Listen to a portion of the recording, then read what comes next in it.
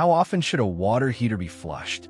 This is an important question for Georgetown, Texas homeowners who want to keep their water heater running efficiently and avoid unexpected breakdowns.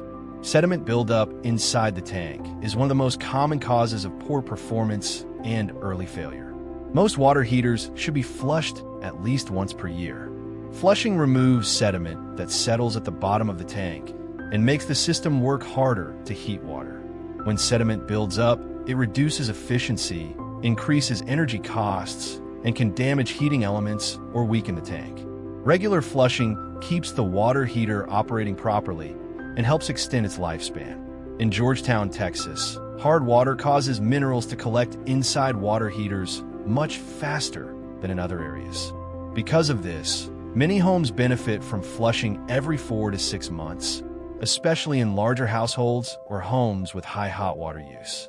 Warning signs like popping noises, cloudy hot water, or reduced hot water supply often mean it is time for a flush. If you want to protect your water heater and keep it running efficiently, call PlumbPros today to schedule professional water heater flushing. You can also read the full FAQ and blog using the reference below.